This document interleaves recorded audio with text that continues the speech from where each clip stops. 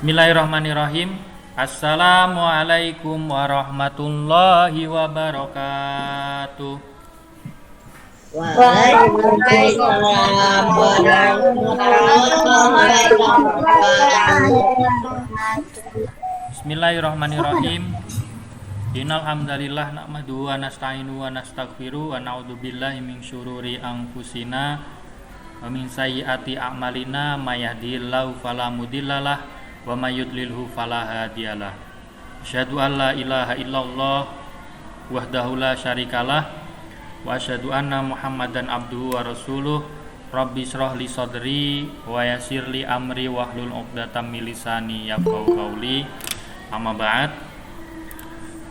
Teman-teman kelas 5A yang sama-sama dirahmati Allah Subhanahu wa taala.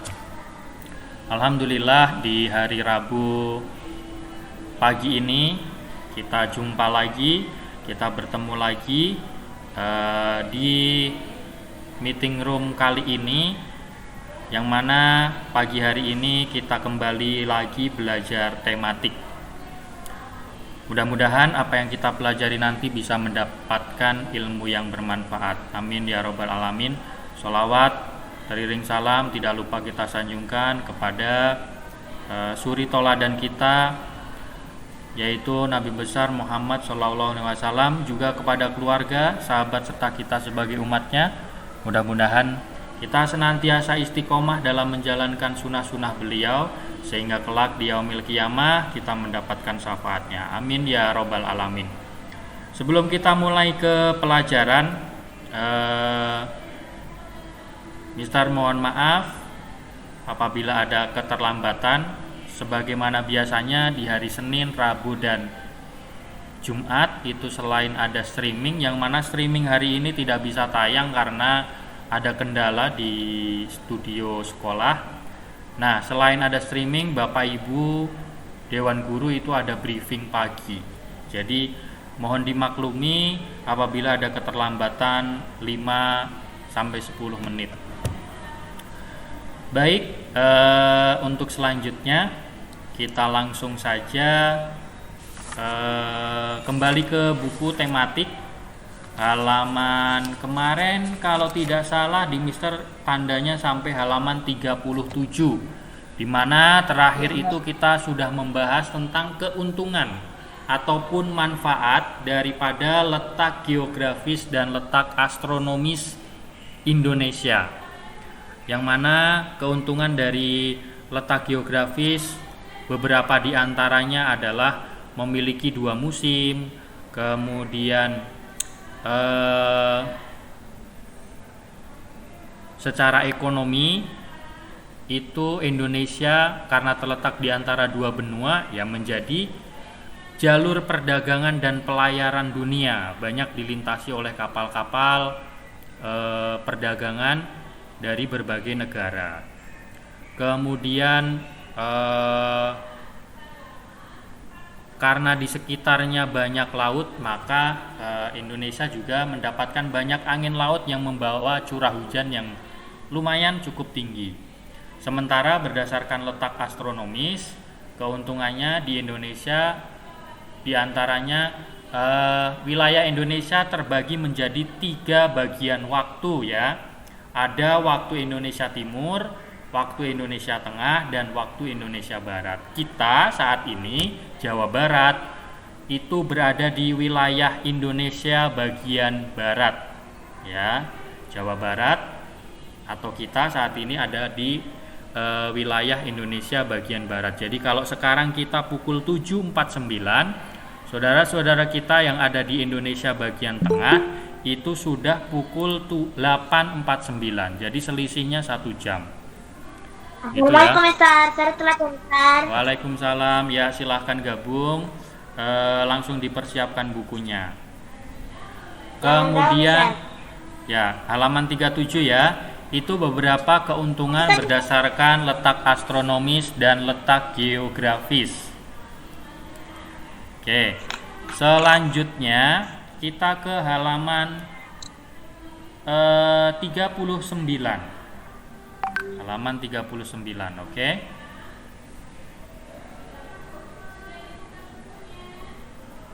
39, Mister. Nah, persiapkan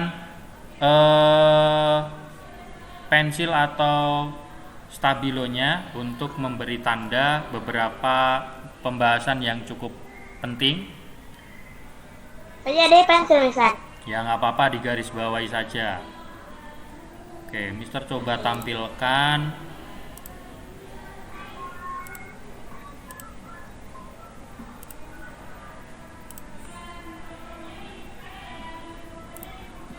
Wah, ini agak ngeblur Mister ternyata. Nah, ini halaman 39. Seperti yang telah dipelajari pada pertemuan sebelumnya, kalian tentu masih ingat dengan kalimat utama dan kalimat penjelas. Nah, di pertemuan yang sebelumnya kan kita sudah pernah membahas tentang ide pokok, kalimat utama, dan kalimat penjelas. Nah, kedua kalimat tersebut tentu saja berbeda. Jadi antara kalimat utama dengan kalimat penjelas itu sudah jelas berbeda. Dalam sebuah paragraf hanya ada satu kalimat utama. Ingat, dalam sebuah paragraf hanya ada satu kalimat utama, sedangkan selebihnya merupakan kalimat penjelas atau disebut sebagai kalimat pendukung. Ya, hanya ada satu kalimat utama, selebihnya itu kalimat penjelas dan kalimat pendukung. Silahkan ciri-ciri ini digarisbawahi atau diberi kotak seperti ini boleh. Ini penting. Ini ya. Nah, ini ciri-ciri ini silahkan dipahami betul. Yang pertama, kalimat utama dapat berdiri sendiri dan memiliki arti yang luas. Itu ciri-ciri kalimat utama. Ciri-ciri kalimat utama yang pertama adalah kalimat utama dapat berdiri sendiri dan memiliki arti yang luas. Kemudian kalimat utama biasanya berada di awal paragraf. Nah, yang ada di awal paragraf, sebentar ada yang gabung.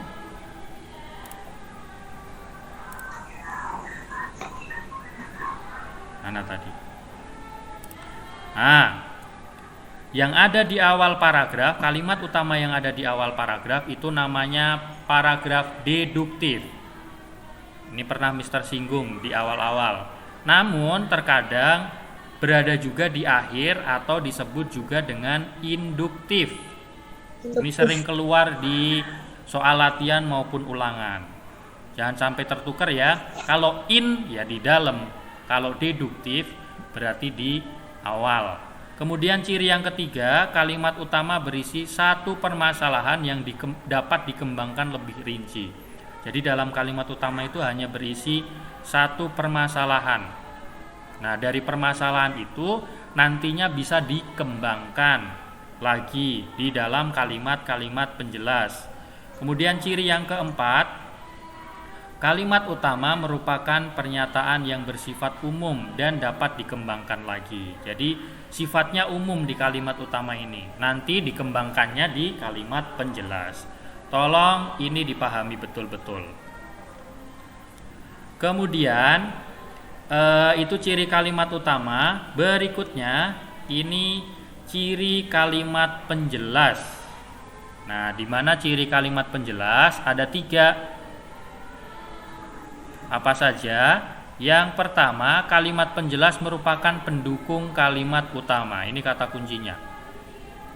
Jadi kalimat penjelas itu sifatnya mendukung kalimat utama, memperkuat kalimat utama.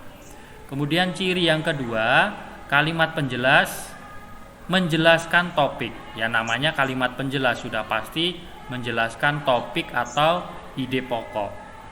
Yang ketiga, dalam penjelasannya kalimat ini membutuhkan penghubung seperti kata bahkan. Nah, ini kata penghubung ya, bahkan, misalnya, contohnya, agar tercapai keterkaitan antar kalimat.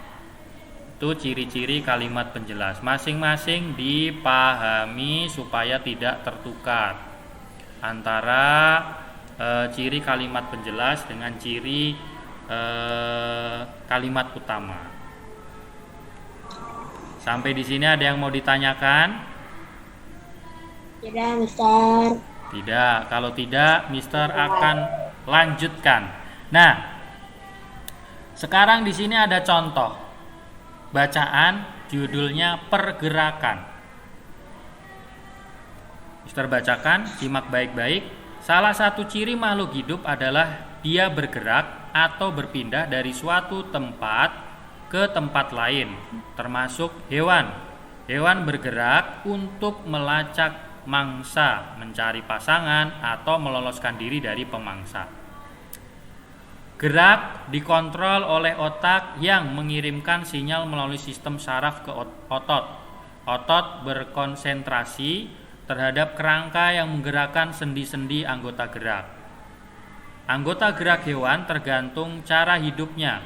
Beberapa hewan memiliki kaki untuk berjalan, berlari, dan melompat. Ada juga hewan yang memiliki sirip untuk berenang atau sayap untuk terbang. Itu bacaannya. Lalu di halaman berikutnya di sini dijelaskan untuk di paragraf 1 tadi kalimat utamanya adalah yang ini. Salah satu ciri makhluk hidup adalah bergerak atau berpindah dari tempat satu ke tempat yang lain. Itu kalimat utamanya. Lalu dijelaskan oleh kalimat penjelas ini, dan ini. Begitu juga yang di paragraf kedua. Sebentar, ada yang gabung. Ya. Nah, di kalimat utamanya paragraf kedua yaitu anggota gerak hewan tergantung cara hidupnya.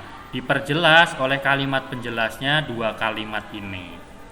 Nah, kalau kita kembali lagi ke bacaan tadi, kalimat utamanya itu ada di awal dua-duanya. Makanya ini termasuk paragraf deduktif. Ini juga termasuk paragraf deduktif. Nah, ini hanya untuk tambahan saja. Karena kalimat utamanya ada di awal. Ya, kalau kalimat utamanya ada di akhir namanya induktif. Di pertemuan yang keberapa Mister agak lupa, Mister sudah pernah sampaikan bahwa untuk kelas 4, 5, dan 6 itu kebanyakan masih deduktif. Ya, ada yang induktif, ada yang campuran tapi sangat sedikit. Sampai di sini paham ya untuk kalimat utama dan kalimat penjelas? Paham, Mister. Mister akan Mister akan lanjutkan di sini. Sebentar. Nah, sekarang ini kita diminta untuk mengidentifikasi. Ini ada bacaan, gotong royong, dan manfaatnya dalam kehidupan. Nah, nanti kita diminta untuk menentukan mana kalimat utamanya dan mana kalimat penjelasnya. Sudah siap ya? Kita mulai dari paragraf 1. Ini paragraf 1 nih. Ini paragraf 1. Kita mulai. Mister bacakan, gotong royong merupakan salah satu nilai kehidupan yang sudah dimiliki bangsa Indonesia sejak dulu. Gotong royong sering dilakukan dalam kegiatan masyarakat seperti kerja bakti, membersihkan sampah-sampah di lingkungan, atau membersihkan sarana umum lainnya. Gotong royong merupakan salah satu perwujudan nyata dari semangat persatuan masyarakat Indonesia. Nah, kita bahasnya satu paragraf biar nggak bingung. Kita langsung ke sini. Setelah itu kita ke, ini ya. Paragraf 1, kalimat utamanya yang mana? Di awal, di akhir, atau di mana? Di awal. Di awal. Berarti kita tulis di sini. Kalimat utamanya adalah gotong royong. Gotong royong merupakan salah satu nilai kehidupan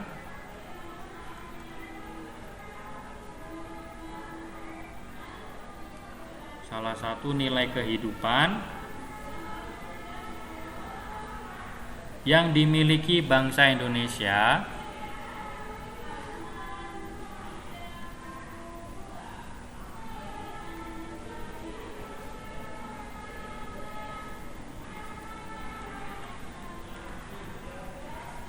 sejak dulu.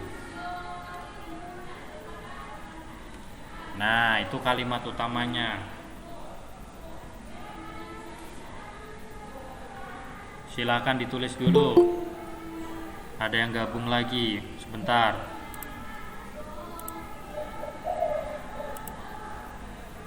Yang baru gabung silahkan langsung ikuti pembahasan ini. Kita ada di halaman 41.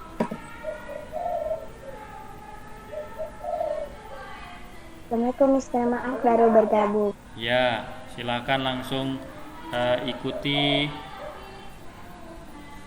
di halaman 41. Kalimat penjelasnya kalau nulis banyak kan capek ya. Kita tulis aja di sini kalimat kedua dan kalimat ketiga.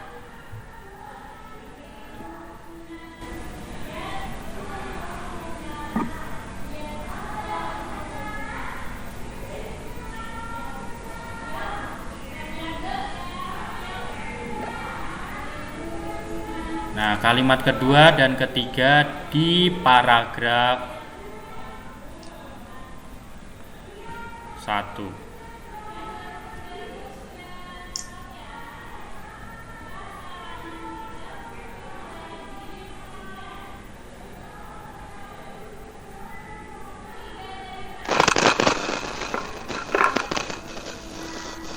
Bentar ya Mister.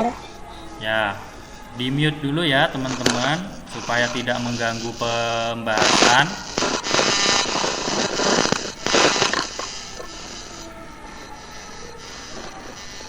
Sudah paragraf 1?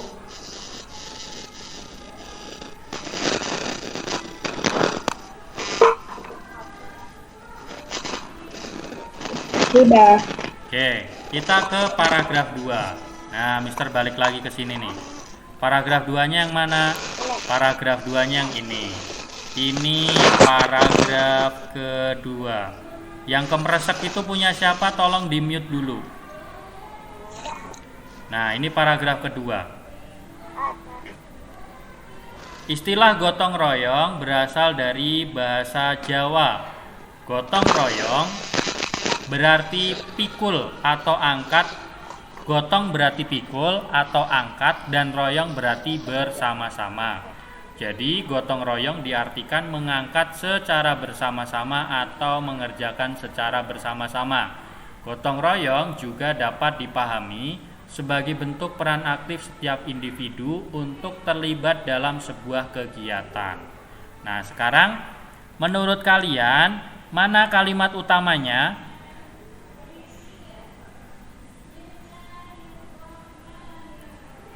Kalimat utamanya yang mana? Gotong royong berasal dari bahasa Jawa. Betul sekali. Ini ya kalimat utamanya. Nah, ini kalimat utamanya. Ini tulis di sini. Nah, tulis di sini. Gotong royong berasal dari bahasa Jawa.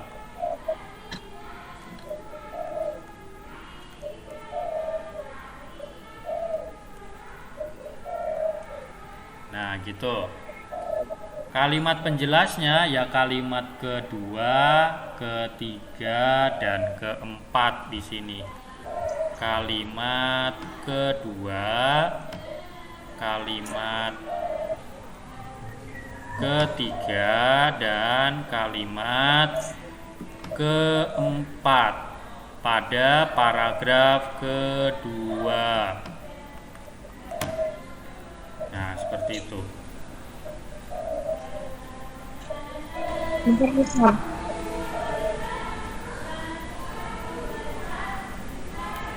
Nulis lo ya yang di rumah biar kalian paham. Atau mau memperhatikan dulu nggak apa-apa, nanti bisa lihat di Edo TV kalau mau nulis, kalau ketinggalan ya.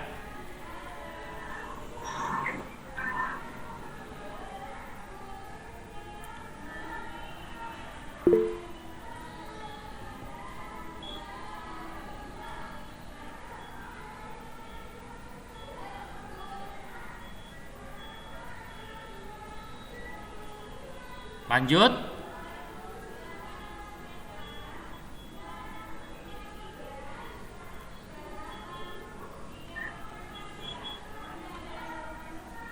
Lanjut ya, kita ke paragraf ketiga. Nah, ini paragraf ketiga. Nah, paragraf ketiga. Gotong royong dalam masyarakat Indonesia ada dua macam, yakni gotong royong tolong menolong dan gotong royong kerja bakti. Gotong royong tolong menolong dilakukan dalam kegiatan pertanian, kegiatan rumah tangga, kegiatan perayaan, dan pada peristiwa bencana atau kematian. Sebentar, ada yang masuk.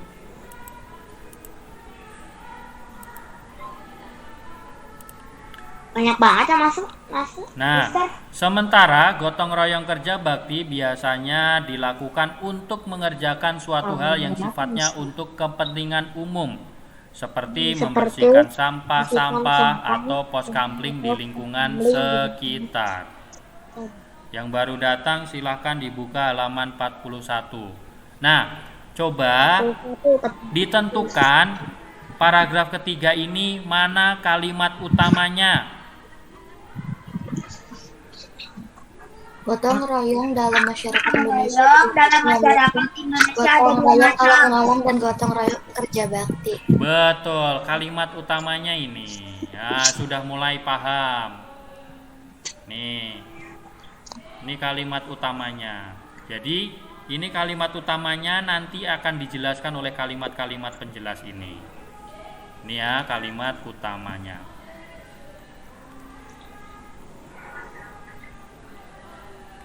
Ini ditulis di kolom yang ada di bawah.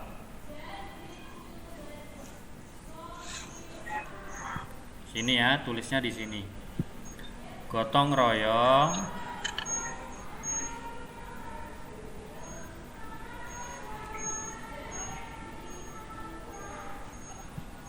di Indonesia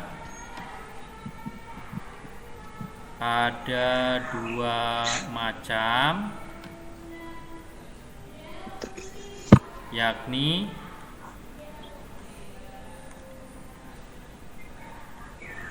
gotong royong tolong menolong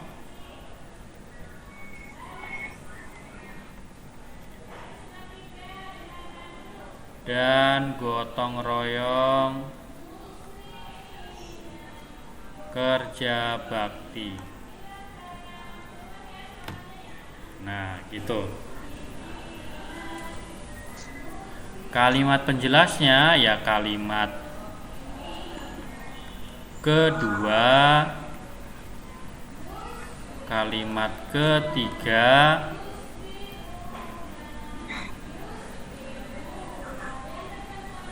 cuma dua ya. Ya, kalimat kedua dan ketiga pada paragraf ketiga.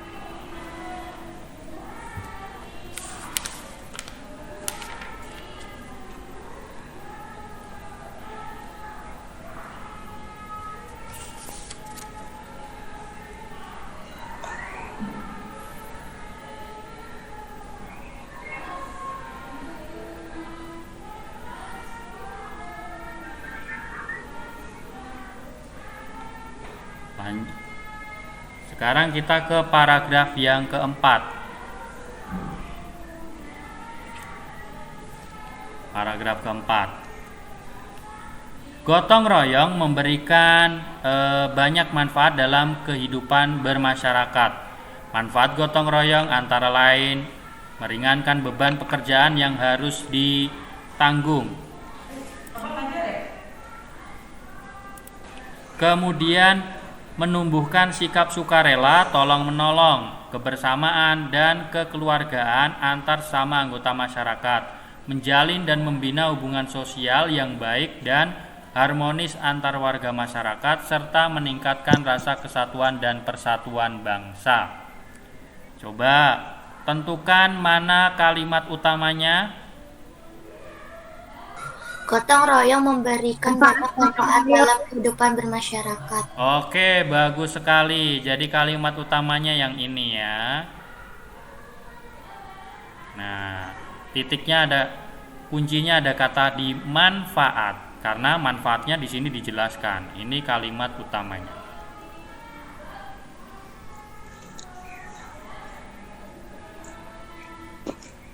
Nah, kalimat utamanya ditulis di tabel.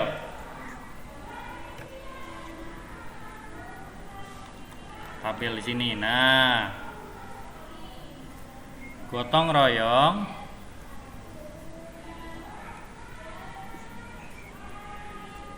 memberikan manfaat. Memberikan manfaat dalam kehidupan bermasyarakat.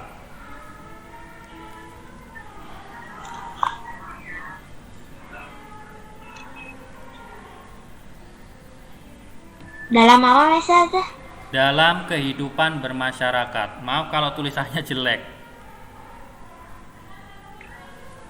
Bukan jelek tapi kecil. Kecil ya?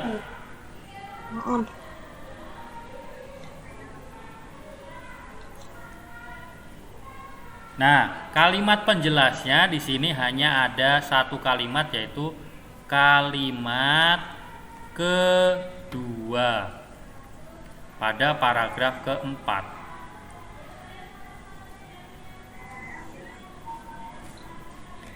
Kalimat kedua pada paragraf keempat.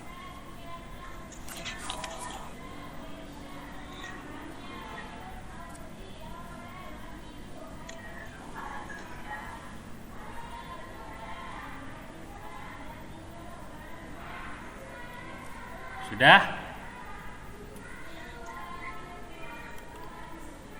Nah, begitulah cara menentukan kalimat utama.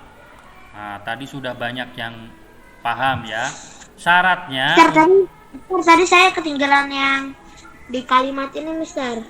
Yang kalimat mana? ketiga. Ya nggak apa-apa, kalau ketinggalan nanti bisa dilihat di e.tv ya. Nanti Mister upload di sana. Oke, Mister lanjutkan dulu biar waktunya efektif. Jadi waktu kita kan cukup singkat ya. Nah, Mister lanjutkan. Jadi tadi begitu caranya untuk menentukan mana kalimat utama, mana kalimat penjelas. Sebentar, Mister ini dulu.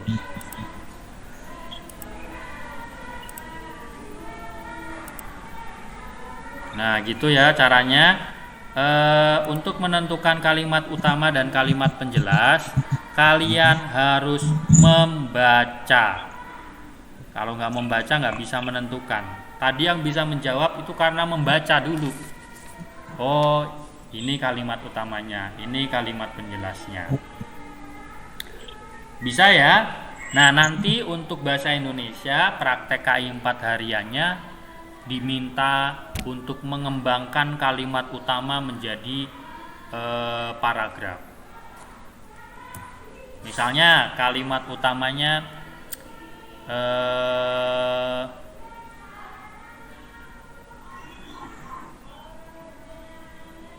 ada berbagai macam jenis bunga yang indah. Nah, itu kalimat utamanya. Kira-kira kalimat penjelasnya bagaimana? Salah satu atau beberapa di antara jenis bunga yang indah adalah anggrek, melati. Nah, dijelaskan kan di situ. Nah, itu caranya. Sekarang kita lanjutkan ke halaman 45. Untuk yang halaman 42 kita lewat. Tadi sudah ya, sudah sama-sama kita mengerjakan. Sama kok, ini halaman 42 dengan yang tadi kita kerjakan bareng-bareng. Oke. Kita ke halaman 45. Kita sudah masuk ke pembelajaran yang keempat. Yang mana, Mister? Yang ini. Nah, yang ini. Mana ya? Oh, ini.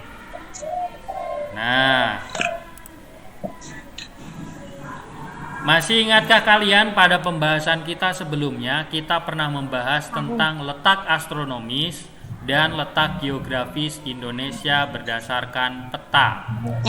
Sekali lagi Mister ulang, untuk letak astronomi nih itu berdasarkan garis lintang nih. Ini garis lintang nih, yang melintang ya namanya garis lintang. Kemudian berdasarkan garis lintang dan garis bujur. Bujur yang ini. Dari atas ke bawah ini namanya garis bujur. Sementara letak geografis itu adalah letak yang berdasarkan kenampakan sesungguhnya. Jadi misalnya sebelah kanannya ada apa, sebelah kirinya berbatasan dengan apa, itu namanya letak geografis. Nah, dengan mengamati peta, kita juga dapat mengetahui kondisi geografis pulau-pulau di Indonesia. Sekarang mari kita amati peta Indonesia berikut. Nah, ini Indonesia seperti ini. Ada Pulau Sumatera, ada Pulau Jawa, ini Jawa ya, ada Bali, Nusa Tenggara, ada Kalimantan, Sulawesi, kemudian Papua. Nah, itu pulau-pulau besar yang ada di Indonesia. Masih ada pulau-pulau kecil lain yang tidak tergambarkan di sini. Ya, kalau di kelas 4 kemarin bahkan dijelaskan bahwa Indonesia itu terdiri dari 13.700 sekian pulau. Bisa dibayangkan ya, pulaunya sangat banyak sekali. Ini hanya pulau-pulau besar saja. Nah, yang putih-putih ini adalah negara tetangga. Jadi kalau nanti misalnya ditanya Indonesia berbatasan dengan mana saja? Malaysia, Singapura. Nah, nih berbatasan langsung. Ini berbatasan langsung daratannya di Kalimantan. Oke. Berdasarkan peta Indonesia tersebut diketahui bahwa kondisi geografis wilayah Indonesia adalah kepulauan dengan 2/3 wilayahnya berupa perairan. Kita kembali ke gambar peta. Jadi 2/3 wilayah Indonesia ini perairan atau laut. Daratannya berarti hanya 1/3-nya. Nah, banyakkan lautnya. Makanya kan ada lagu Nenek Moyangku Orang Pelaut. Nah, karena wilayah kita banyak lautnya, banyak perairannya. Makanya disebut juga dengan negara maritim. Oke. Wilayah perairan Indonesia memang sangat luas. Bukan itu saja, bentang alam Indonesia sangat lengkap dan bervariasi mulai dari pantai, dataran rendah, lembah, padang rumput, rawa, sungai, hutan, dataran tinggi, bukit, perbukitan, gunung, dan pegunungan di Indonesia ada. Kalau di negara luar sana mungkin hanya ada yang padang pasir. Tapi di kita lengkap.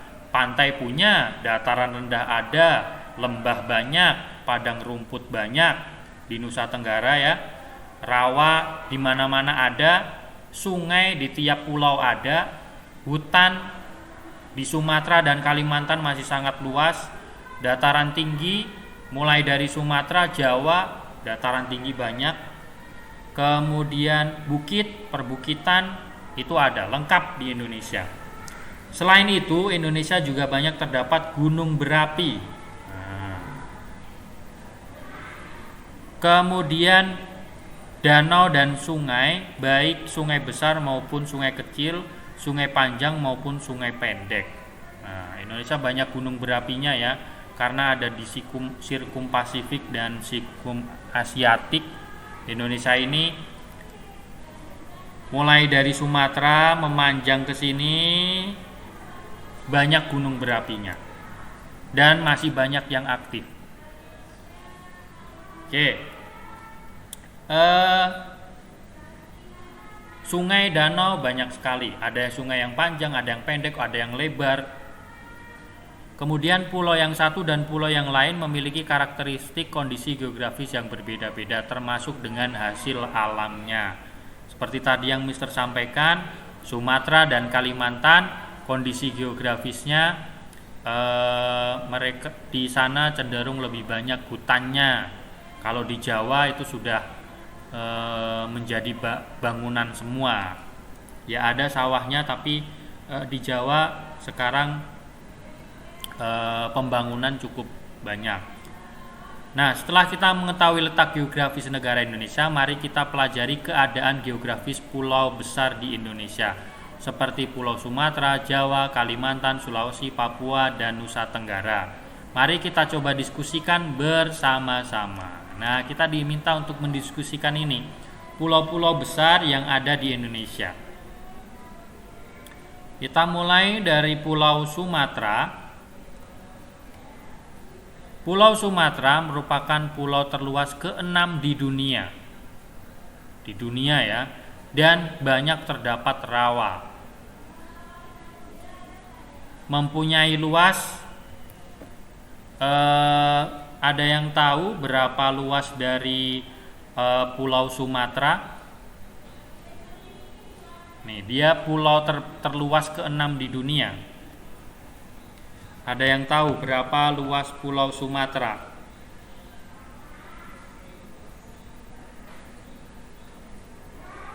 Ayo, Mister. Ya, silahkan. 4.703.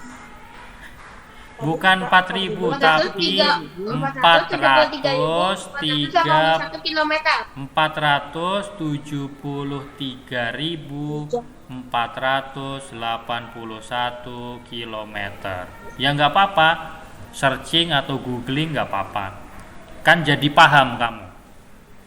Guru itu kita bisa belajar dengan siapa saja dan dengan apa saja atau dengan berbagai sumber. Nah, luasnya kurang lebih segini. 473.481 kilometer. Wah, Mister kalau punya tanah segitu udah nggak jadi guru.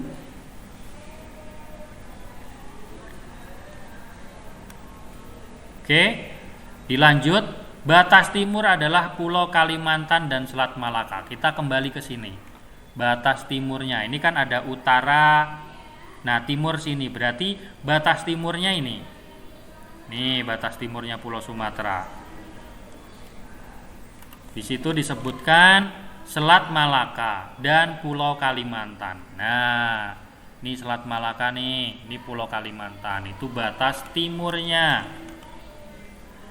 Sekarang kita ke batas barat. Kita lihat di sini. Baratnya sebelah mana? Sebelah sini berarti barat. Nah, ini batasnya apa? Ini namanya perairan apa?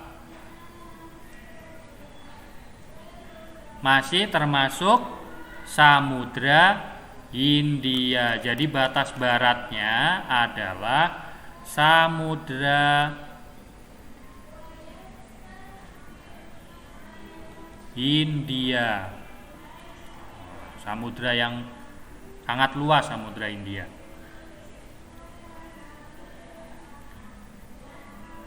Oke, lanjut. Batas selatan Pulau Jawa adalah Selat Sunda. Kita lihat lagi. Selatannya di sini. Batasnya ini ya, ini Pulau Jawa nih. Nah, ini batas selatannya. Lalu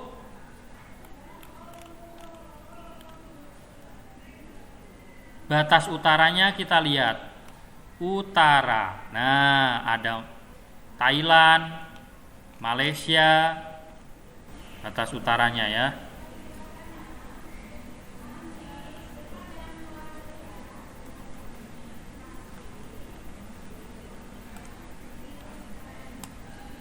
Thailand dan Malaysia.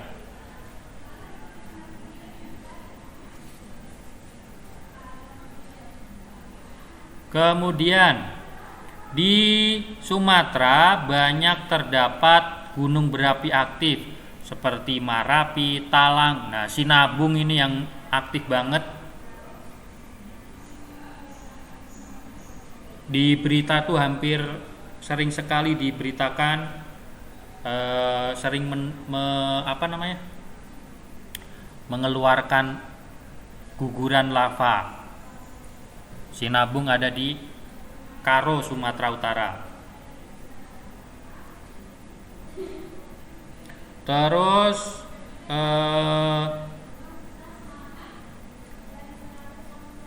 di wilayah timur terdapat banyak sungai besar seperti Sungai Musi, Sungai Batanghari, Asahan, Indragiri, dan lain-lain.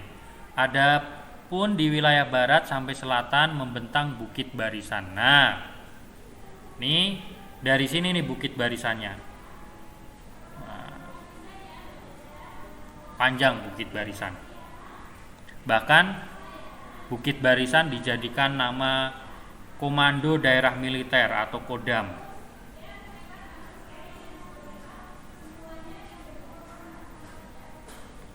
Berikutnya, nama laut dan pantai di Pulau Sumatera.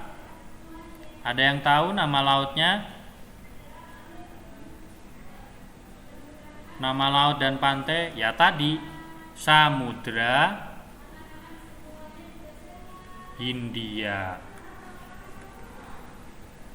Nih, Samudra Hindia adanya di sini nih. Ini Samudra Hindia. Nah, kalau di sini Selat Malaka.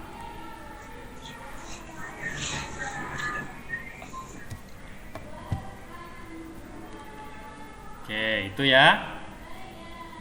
Samudra Hindia dan Selat Malaka.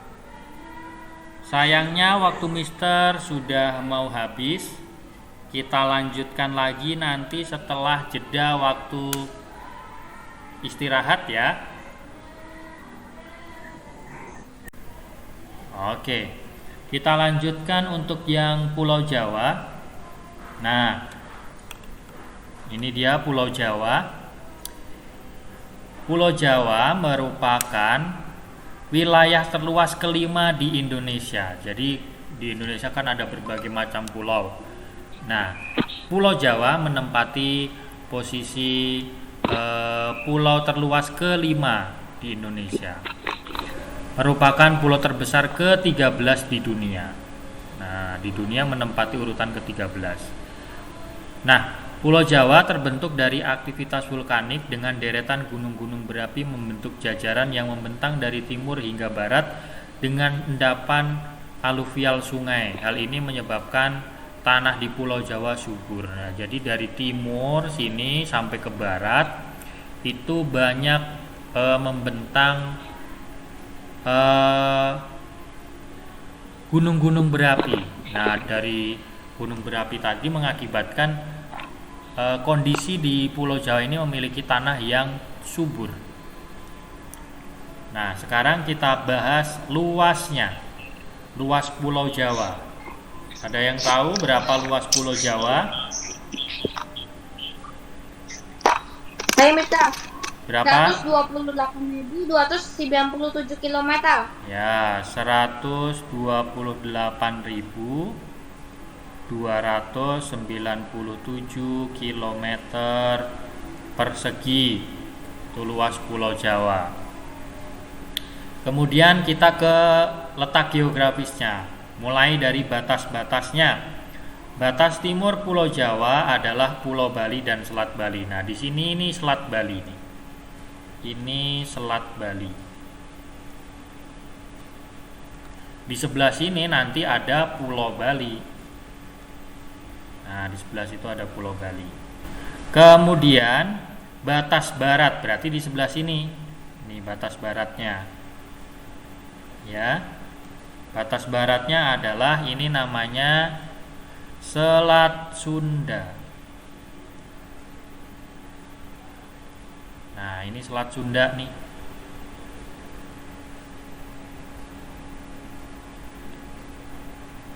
Kemudian batas sebelah selatan adalah Samudra Hindia. Nih. Ini sini Samudra Hindia. Nah, ini Samudra Hindia ada di sebelah sini. Batas utaranya berarti sebelah sini. Ya. Adalah ini Laut Jawa. Berarti Laut Jawa batas utaranya. Kalau pulaunya, nah di sini ada Kalimantan nanti. Kalimantan. Nah, Laut Jawa boleh kasih koma Kalimantan.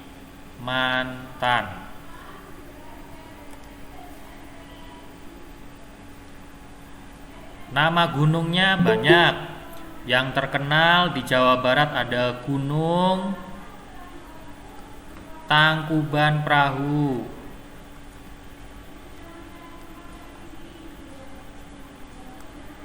Terus di Jawa Tengah ada Gunung Merapi. Di Jawa Timur ada Gunung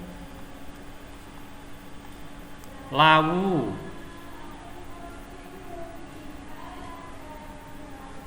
Kalau nama laut atau pantainya banyak. Ada Jawa Barat, daerah Kulon sana ada Pantai Pangandaran. Nah, sudah pasti kalian pernah berlibur ke sana.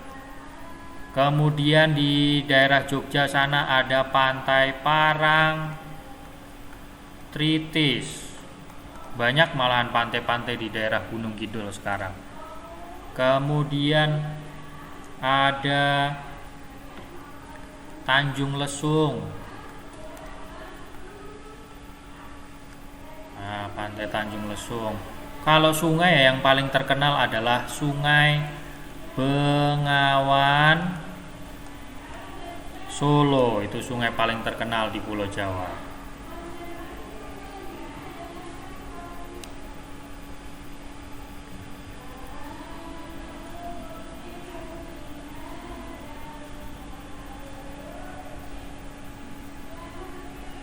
Oke, lanjut ya. Apa Mister sungai? Apa Mister? Nama sungainya apa tadi Mister? Bengawan Solo. Oh, tulisannya kurang bagus ya. Mister lagi latihan nulis biar bagus tulisannya.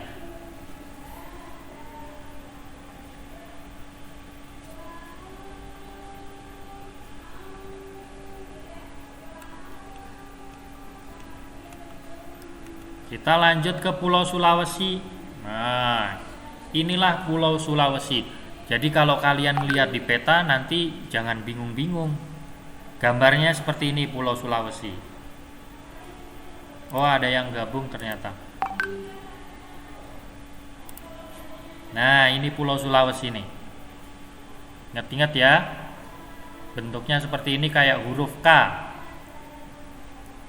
Oke, Pulau Sulawesi merupakan daerah yang terjal dan berbukit-bukit, sehingga memungkinkan untuk memiliki sungai-sungai yang terjal dan pendek karena terbatasi oleh bukit-bukit tersebut. Jadi sungainya pendek.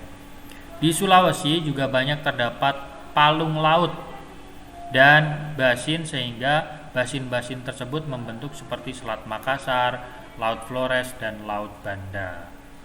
Nah, palung itu kayak apa namanya? Jurang tapi di dasar laut. Kemudian di Sulawesi terdapat 41 gunung. Nah, pulaunya kecil tapi gunungnya banyak. Sebagian besar wilayah Sulawesi merupakan daerah vulkanik, jadi banyak gunung berapi di sini. Berarti gunungnya kecil-kecil dong, Mister. Ya, tapi banyak gunungnya. Kemudian Sulawesi mempunyai luas berapa?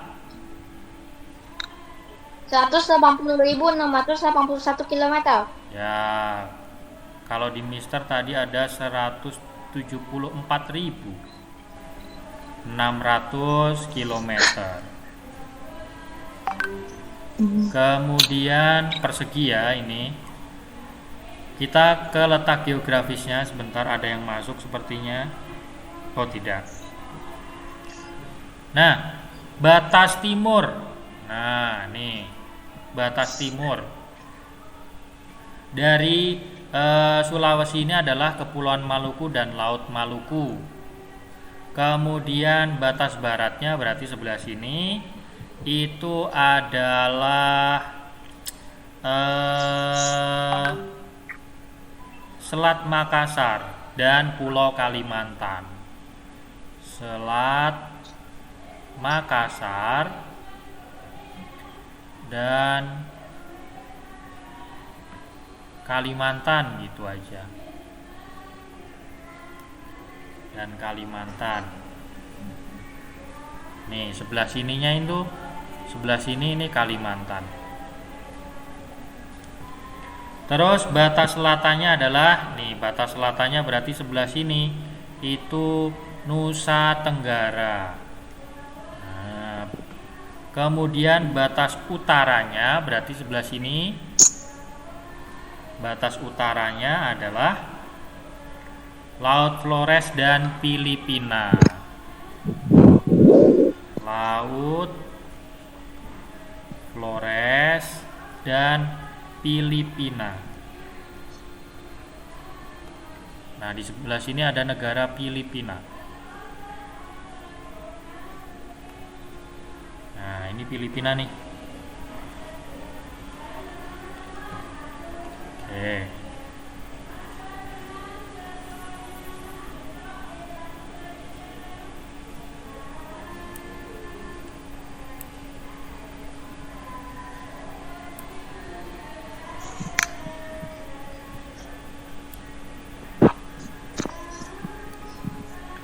Sudah ya? Kita lanjut sekarang nama gunungnya. Nah, gunung yang tinggi ada Gunung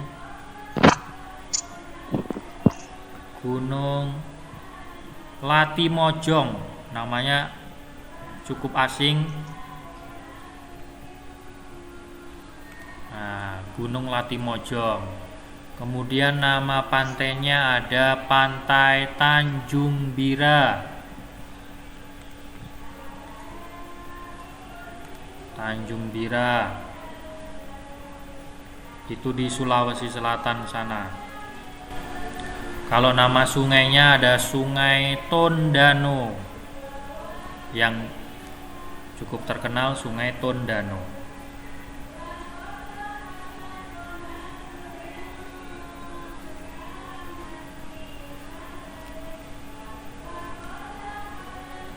Tondano, Mister. Iya. Sebentar ada yang gabung.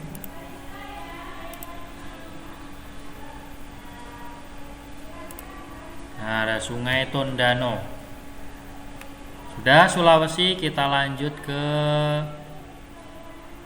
Kalimantan. Nah, ini adalah Pulau Kalimantan ya. Gambarnya seperti ini. Kalau tadi kayak huruf K, ini Yang ini cuma satu. ini kayak burung. Ya, ada Sungai Tondano, ada Sungai Marisa, ada banyak sebenarnya, ada Sungai Palu. Oke, kita ke Kalimantan sekarang. Kondisi geografis Pulau Kalimantan didominasi oleh hutan hujan tropis. Jadi masih banyak hutannya di sana, yang kaya akan pohon berkayu dan besar. Di Kalimantan bagian selatan terdiri atas dataran rendah. Bagian selatan ya, berarti sebelah sini. Ini banyak daerah dataran rendah, pantai, rawa, perbukitan dan pegunungan. Di bagian tengah, Mister, itu putih-putih apaan, Mister itu? ini tuh negara tetangga, ini Malaysia, ini yang putih. Ini Malaysia.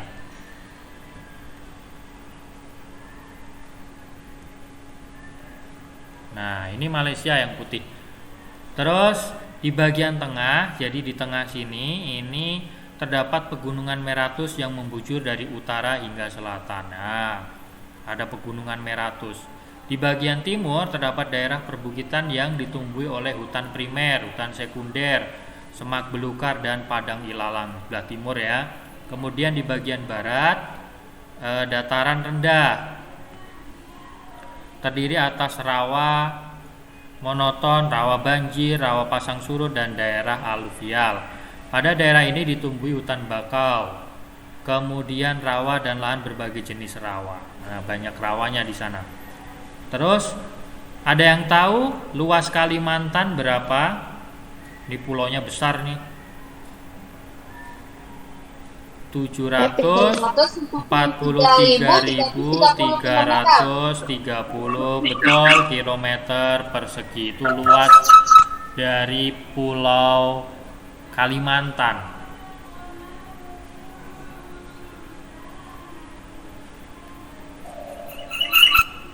Di mute dulu teman-teman. Nah, kita masuk ke batas-batasnya, di mana batas timur Pulau Sulawesi adalah Selat Makassar. Nah, Selat Makassar. Kita ke batas baratnya. Di halaman berikutnya, batas barat dari Pulau Kalimantan adalah. Yang luas tadi belum, Mister. Kenapa? Yang luas Kalimantan belum. Oh, 744.330 km. Kemudian batas baratnya adalah Selat Karimata. Batasnya perairan ya, Selat Karimata. Kalau batas daratannya di setelah selat ini ada Pulau Sumatera. Nah, kemudian batas selatannya adalah Pulau Jawa dan Laut Jawa. Batas utaranya adalah tadi yang warna putih, Malaysia. Nah, batasannya daratan. Ada ya juga Laut Cina Selatan juga boleh. Malaysia, kemudian nama gunungnya ada Gunung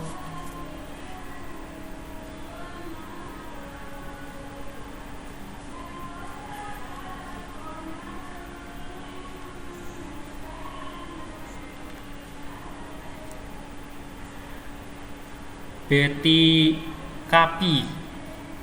Ini apa Mesar? Bacaannya yang paling atas ini Mesar. Ini Ya yang awal. Ini Selat Karimata, ini Pulau Sumatera. Ini Malaysia, nama gunungnya adalah Gunung Beti Kapi.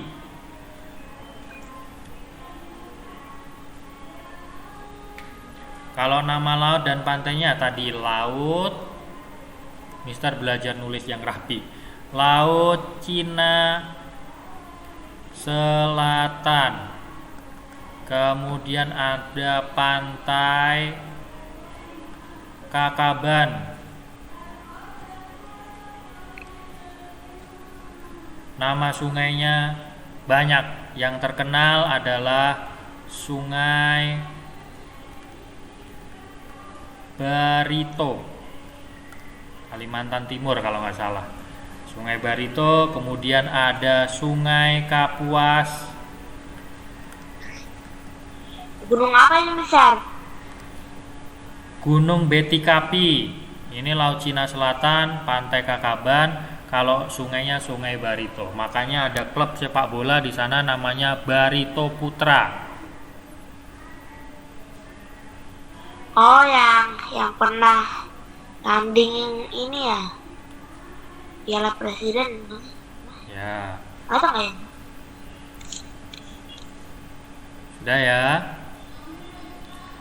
Mesar. Nama gunungnya apa itu, Mister? Gunung Beti Kapi. Beti Kapi. Kate. Laut Cina sih. Ya, Laut Cina Selatan, Pantai Kakaban, nama sungainya Sungai Barito, Sungai Kapuas.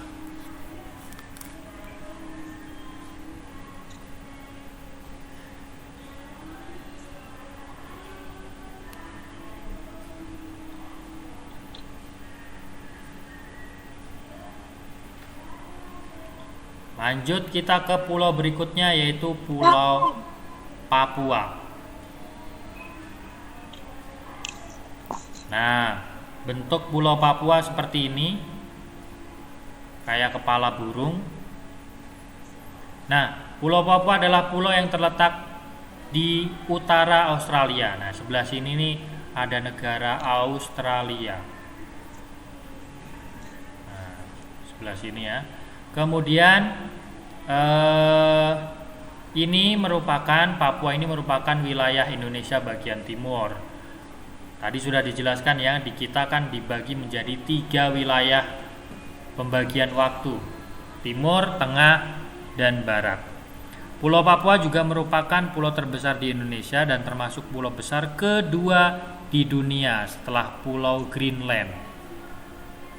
Sebagian besar daratan Papua masih berupa hutan belantara. Di sini masih banyak hutannya. Lebih dari 71% wilayah Papua merupakan hamparan hutan. Dari segini besarnya, 71%-nya hutan hujan tropis yang sulit ditembus karena terdiri dari lembah-lembah yang curam dan pegunungan yang tinggi. Nah, makanya di sana jalur transportasinya masih sangat sulit. Makanya di sana itu kalau jual barang di sana harganya mahal karena ongkos kirimnya juga mahal. Menembus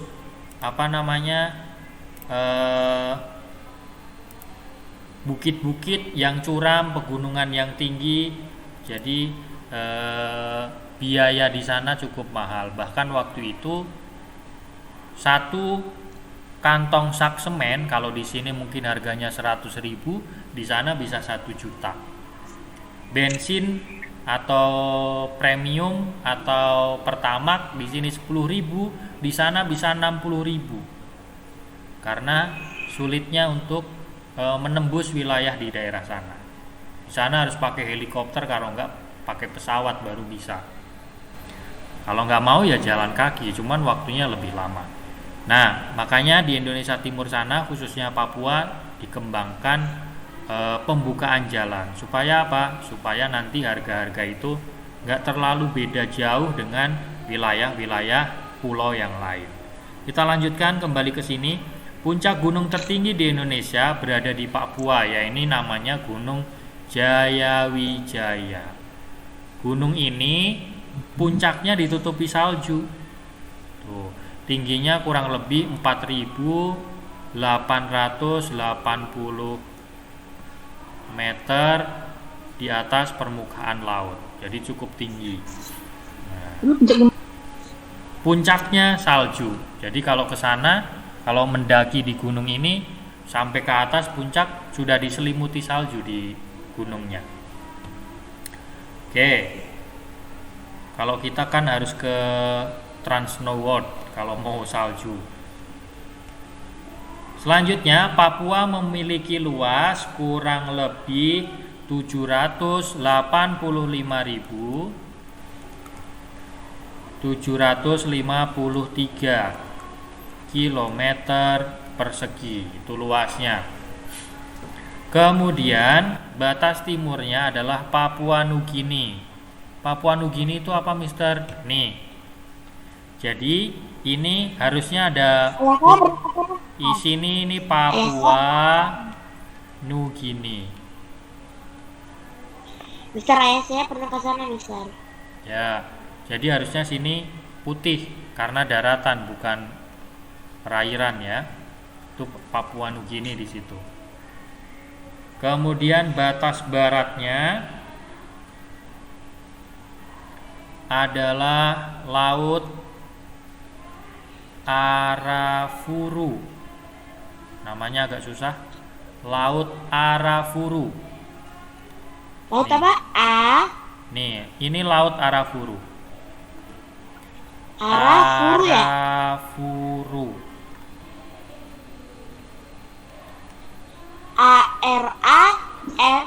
ARAFURU Mister. Ya, Arafuru. Masa harus dieja udah kelas 5. Kemudian batas selatan adalah Australia. Tadi ini, batas selatannya ini Australia.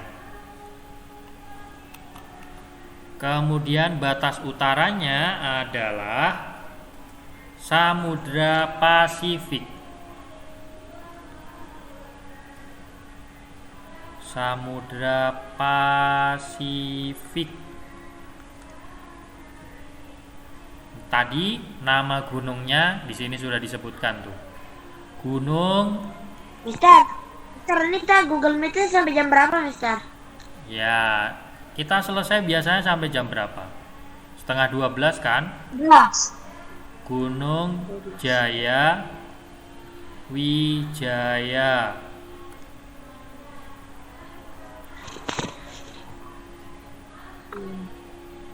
Gunung Jaya Wijaya.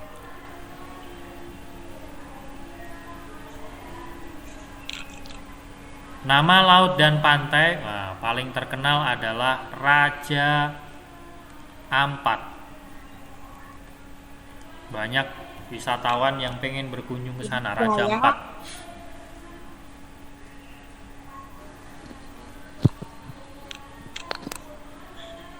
Nama dan pantai Raja Ampat. Ya, ada banyak sebenarnya. Ada pantai Teluk Triton, ada pantai Pasir Putih. Wisatanya cukup indah sebenarnya di Papua.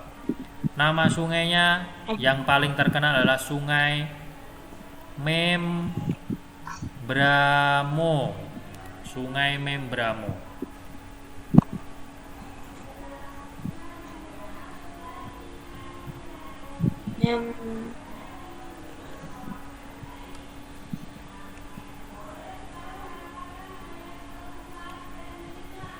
Terus kita ke Pulau Nusa Tenggara.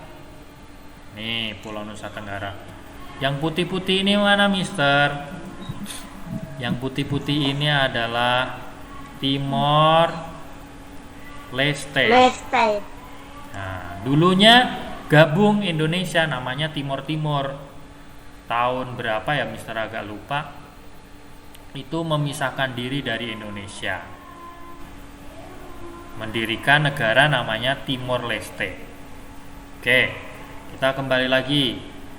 Keadaan geografis Nusa Tenggara Barat dan Timur berbukit-bukit dengan deretan tersebar secara sporadis pada gugusan yang sempit. Pada pulau yang dominan permukaannya berbukit dan bergunung-gunung, diapit daratan tinggi atau perbukitan dengan kondisi kemiringan tanah yang curam. Nah, itu gambaran Nusa Tenggara. Nah, lahan untuk pertanian sangat luas, sangat terbatas, baik pertanian basah maupun pertanian kering. Luasnya Nusa Tenggara Timur adalah 20.153 km persegi. Itu luasnya Nusa Tenggara Timur. Kemudian batas wilayahnya, batas timur adalah negara Timor Leste tadi yang putih-putih. Batas baratnya adalah Selat Bali. Batas selatannya Samudra Hindia. Batas utaranya adalah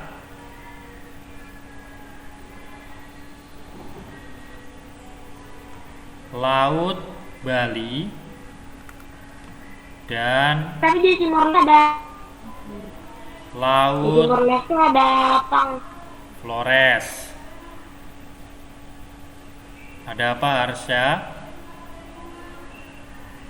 penghuninya. Kemudian nama gunungnya, nah ini yang sering didaki oleh para pendaki dan cukup terkenal. Nama gunungnya adalah Gunung Rinjani. Nah, Gunung Rinjani. Nama laut dan pantainya adalah Laut Timor.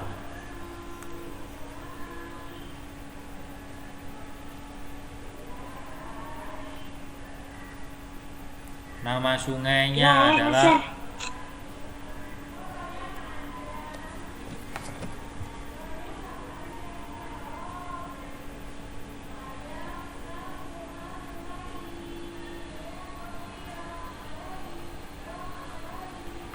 Nama sungainya agak susah.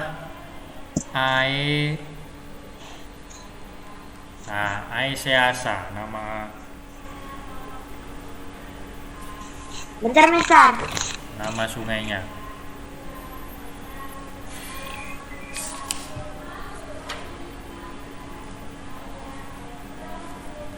Bentar, Mister. Oke. Mister juga mau minum dulu.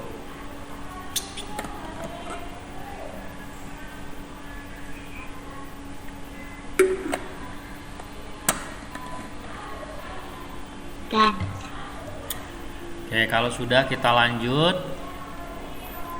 gimana, Ini nggak Mister? belum.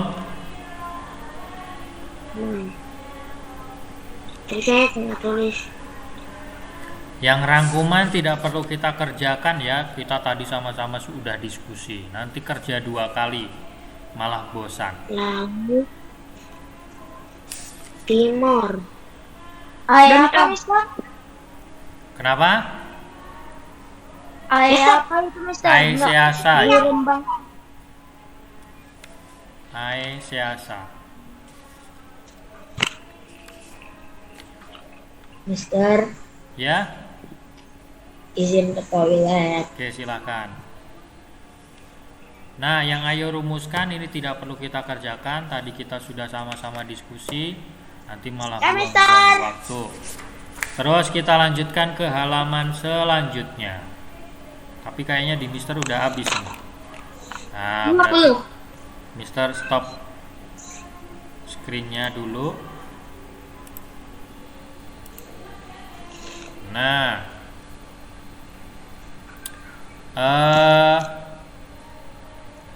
Halaman 50, Mister.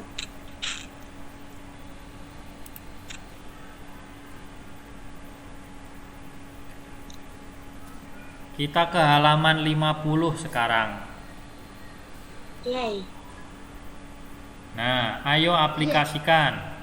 Setelah kita mengetahui kondisi geografis wilayah negara Indonesia, jodohkanlah nama pulau dengan kondisi geografisnya yang tepat.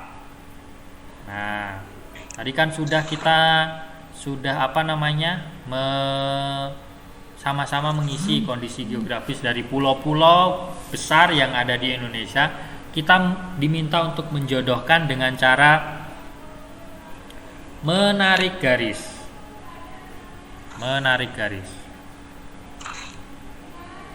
Kita mulai dari yang pertama, itu gambar Pulau Sumatera. Kira-kira kondisi geografisnya yang tepat itu yang mana?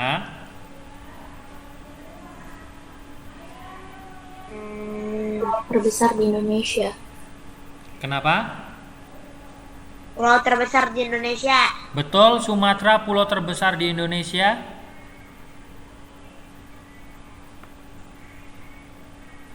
Belum Saya kira tepat. sebentar. Coba dilihat lagi kondisi Terdapat geografis. Sungai Musi. Terdapat Sungai Musi.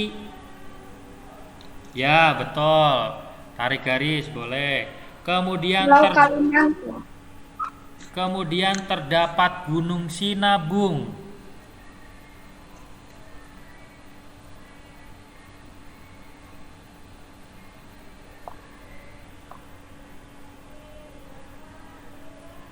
Tadi terdapat Sungai Musi ya, Mister. Ya, Terus itu terdapat Gunung Sinabung, itu juga Pulau Sumatera. nah. Boom. Nah, kita cari dulu yang sekarang yang Jawa. Berarti Pulau- 2 garis dong, Mister. Ya, ada 2 garis. Pilihannya kan banyak ini.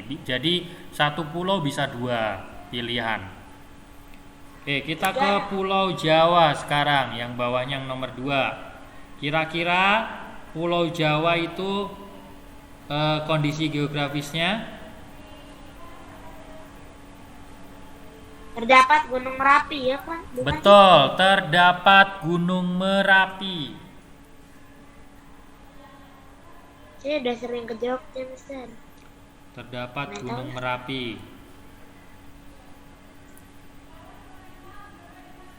Kemudian Sulawesi, Yang di bawahnya ini ya, Mister. di Pulau Jawa bawahnya ya? Pulau Jawa yang Sulawesi, kondisi geografisnya kira-kira bagaimana?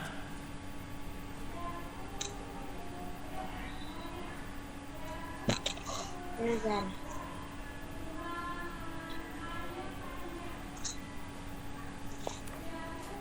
Nah, terdapat Danau Tondano, itu Sulawesi.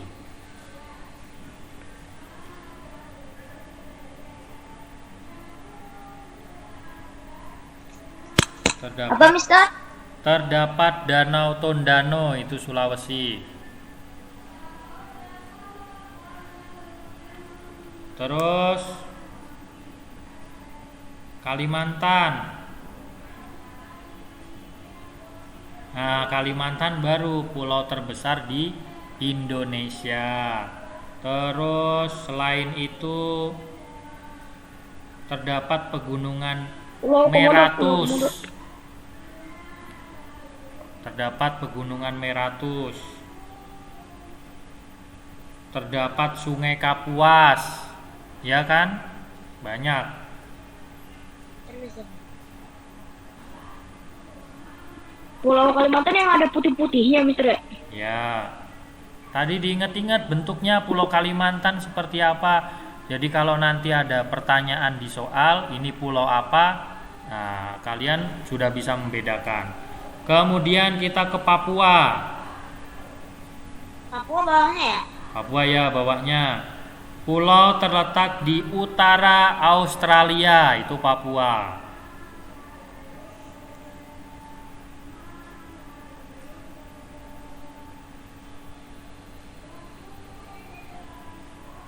Batas timurnya Kepulauan Maluku dan Laut Maluku apa, Mister? Kenapa? Papua kah? Yang batas timurnya Kepulauan Maluku dan Laut Maluku apa? Papua kah? Batas timurnya Kepulauan Maluku dan Laut Maluku. Beda.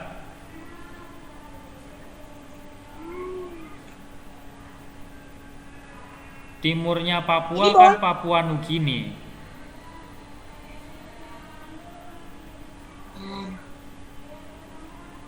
Nah, yang Nusa Tenggara sudah jelas terdapat Pulau Komodo.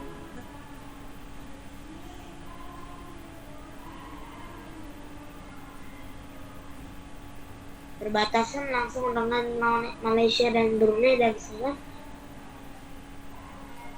Kalau yang berbatasan langsung dengan Malaysia dan Brunei Darussalam itu yang Kalimantan masuknya. Kalimantan tuh yang kedua itu, Mister. Cukup banyak. Mister, Kalimantan tuh yang kedua ya? Kalimantan yang ada putihnya di kepalanya itu. Ini.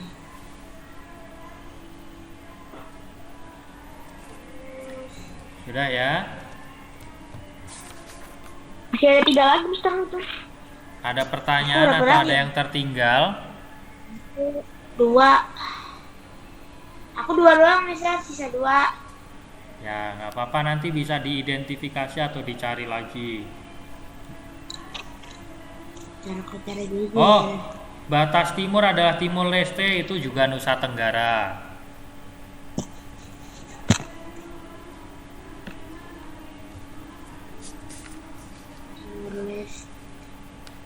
Satu lagi apa? Yang mana? Kurang satu lagi. Batas timurnya Kepulauan Maluku dan Laut Maluku. Oke, sebentar. Batas timurnya Kepulauan Maluku dan Laut Maluku. Emang Sungai Kapuas gimana Sungai Kapuas? Kapuas Kalimantan kan tadi? Kapuas kan Kalimantan tadi. Lebih banyak Kalimantan. Apa, Mister? Batas timurnya Kepulauan Maluku dan Not Maluku itu yang Sulawesi berarti.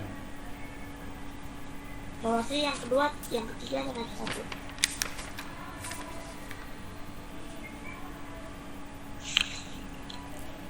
Oke, sudah ya. Sudah ada jodohnya masing-masing, nggak ada yang jomblo. Oh, betul. Kita lanjut ke halaman 52.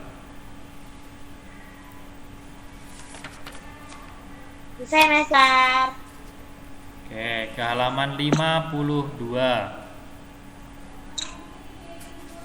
Nah, di halaman 52 ini ada teks bacaan, Mister bacakan dulu. Dalam masyarakat Indonesia, gotong royong merupakan budaya yang ada secara turun-temurun. Berbagai kegiatan masyarakat dan keluarga dapat dipastikan dilakukan dengan asas gotong royong. Mulai dari membangun rumah, memanen hasil sawah, membangun jalan, perkawinan, membangun masjid, dan lain sebagainya. Tidak ada satu kegiatan yang luput dari gotong royong. Gotong royong merupakan salah satu sendi kehidupan masyarakat. Dalam gotong royong tidak ada perbedaan antara yang satu dengan yang lain. Kita ikut merasakan beban orang lain dan saling menolong sehingga tercipta kehidupan yang rukun dan harmonis dalam berbangsa dan bernegara. Gotong royong juga merupakan pengamalan nilai-nilai dalam Pancasila. Dalam gotong royong kita tidak membedakan suku, agama, ataupun golongan untuk mencapai tujuan yang sama. Sikap seperti ini jelas merupakan pengamalan sila kedua dari Pancasila, yaitu kemanusiaan yang adil dan beradab. Pada masa sekarang, gotong royong sering diartikan sebagai bentuk kerjasama. Apakah kamu juga pernah melaksanakan kerjasama bersama teman-temanmu? Pastinya sudah pernah ya. Kalau nggak pandemi, di kelas itu ada namanya regu piket atau kelompok piket, itu bagian dari kerjasama. Atau mengerjakan tugas kelompok, itu juga sudah bentuk kerjasama. Kemudian kerjasama apa saja yang pernah kamu lakukan baik di sekolah maupun di lingkungan rumah? Tadi sudah masing-masing sudah Mister contohkan. Kalau kerjasama di lingkungan rumah misalnya ibunya masak, terus kamu yang nyapu, kemudian ayahnya yang membersihkan taman, menyirami tanaman, dan yang lainnya. Itu bagian dari kerjasama di lingkungan rumah. Selanjutnya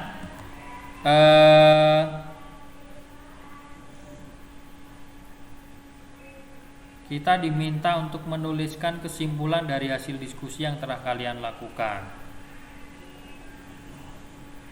Nah, dampak positif, dampak negatif gotong royong. Kita tuliskan dampak positif dulu, halaman 53. Di situ ada tabel. Dampak positif dari budaya gotong royong adalah yang pertama. Dampak positifnya yang pertama, pekerjaan berat menjadi pekerjaan yang berat menjadi apa kalau kita gotong royong? Ringan. Ya, Ringan. pekerjaan yang berat menjadi ringan. Ditulis, Mister. Tulis. Pekerjaan Yang positif ya, pekerjaan berat menjadi ringan. Oh ya, silakan yang mau ke toilet disilakan.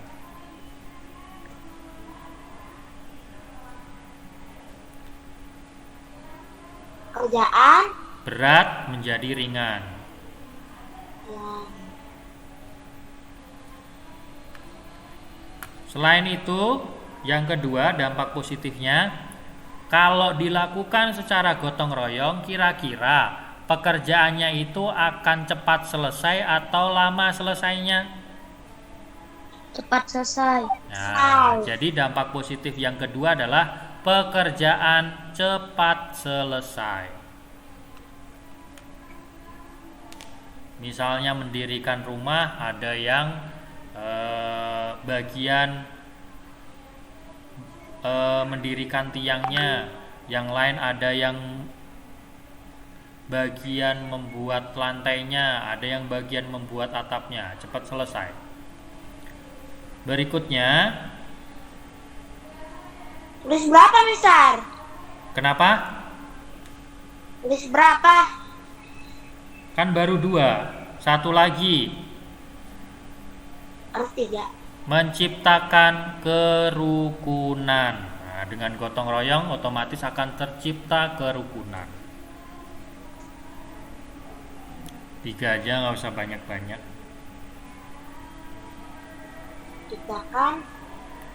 Menciptakan kerukunan. Yang gotong royong. Ya, halaman 53 kan ada tabel tuh. Dampak positif dan dampak negatif. Mister, yang ini, Mister. Dampak positifnya. Mister, negatif, Mister. Ya, sebentar.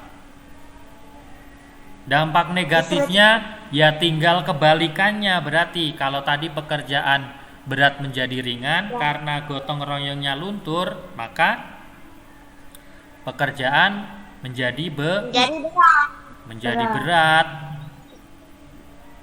Berarti pekerjaan yang ringan menjadi berat. Ya, pekerjaannya menjadi berat.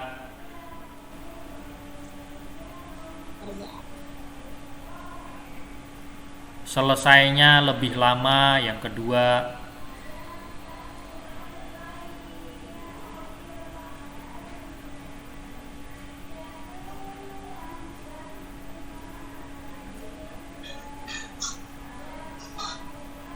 Pekerjaannya menjadi Selesainya lebih lama. Kemudian kalau tadi yang ketiga kan menciptakan kerukunan ya, karena gotong royongnya luntur ya. Kebalikannya apa? Terjadi perpecahan. Ya, terjadi perpecahan. Karena orang-orangnya jadi egois, mementingkan dirinya sendiri. Ngapain bantu-bantu dia? Dia aja nggak mau bantuin. Nah, ya jadinya timbul perpecahan atau konflik.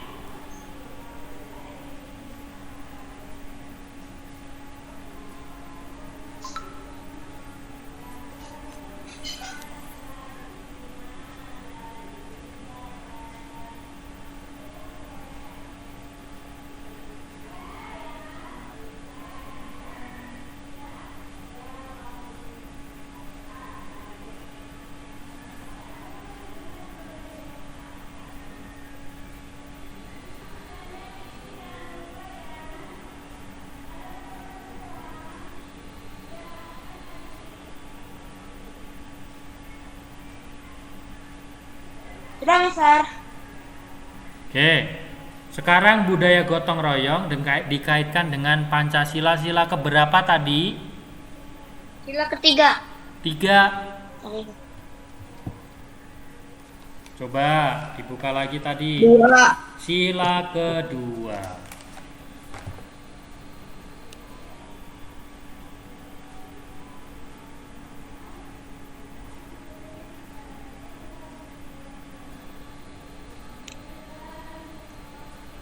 Mister. Sudah 1, Mister. Terus Oke, sudah ya. baru 1, Mister. ya kalau sudah, sekarang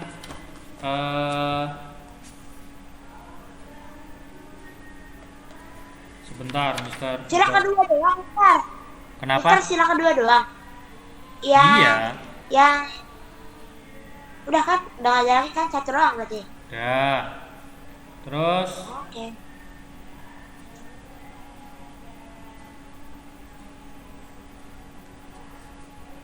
halaman 55.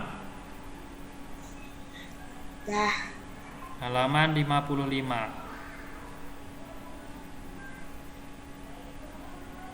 Ini diulang-ulang atau apa, Mister? Ini diulang ya, Mister?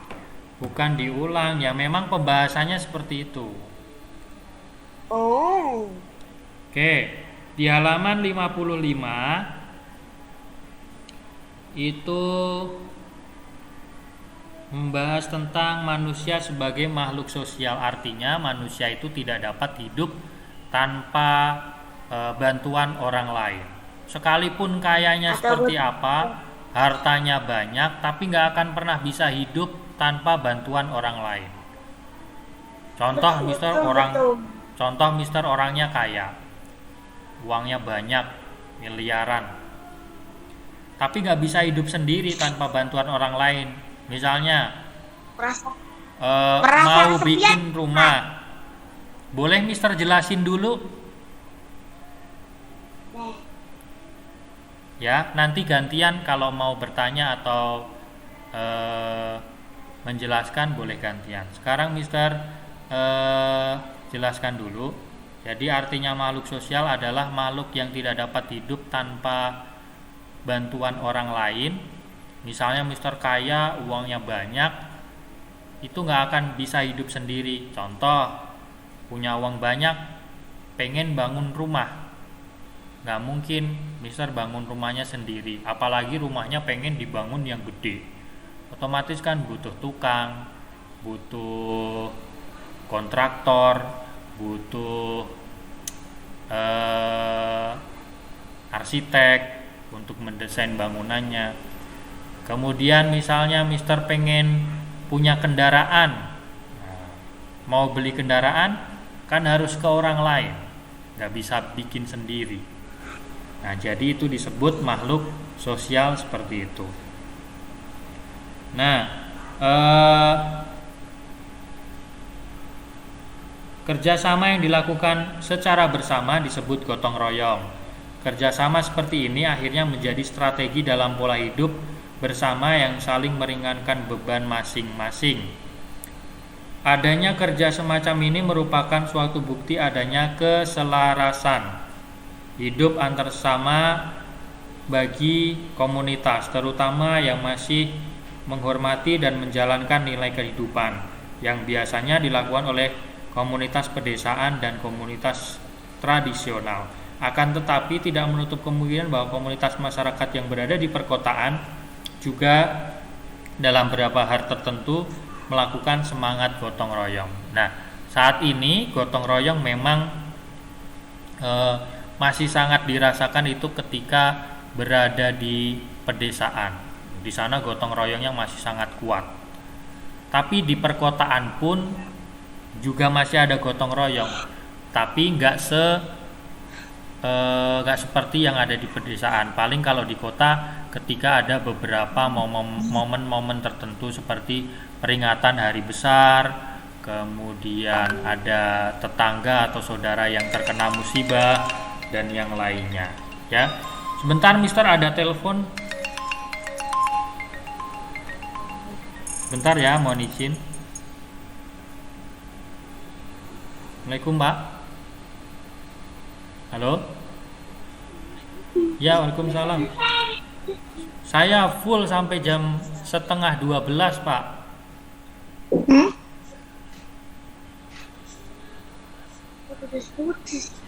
Siap Pak, siap. Oke. Iya Pak. Misternya Ya, nelpon. sama-sama Pak. Waalaikumsalam.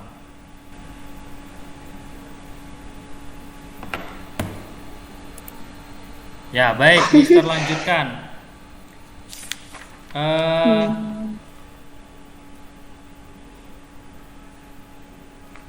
Nah, ini menuliskan ide pokok kembali. Kita lewat saja ya. Kan tadi sudah pernah menentukan ide pokok. Jadi yang sekiranya kita sudah bahas di awal, kalau di selanjutnya ada, kita lewat saja. Yang penting kalian tahu bagaimana cara menentukan ide pokok. Nah, selanjutnya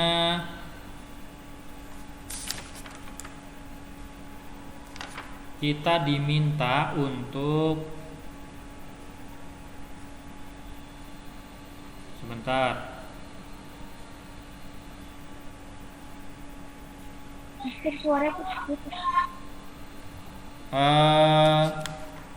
Kita ke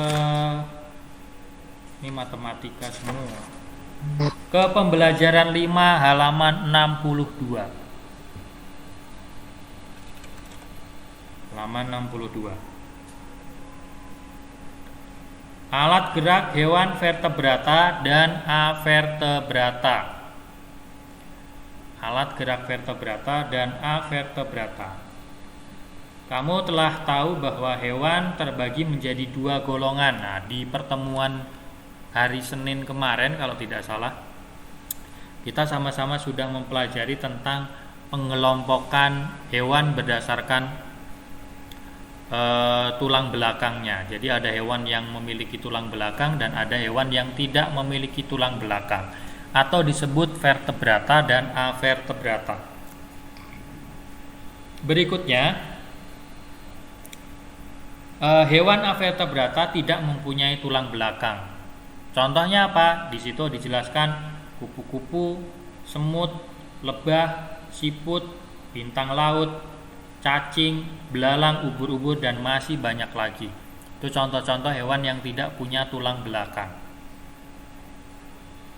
Kutu termasuk ya. Kemudian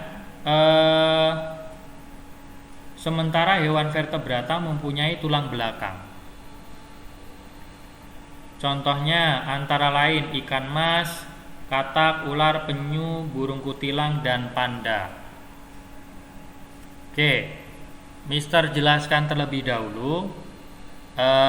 Ada yang nanya kita selesainya sampai kapan? Teman-teman, nih Mister izin untuk menampilkan kembali jadwal kita, biar kalian gak penasaran.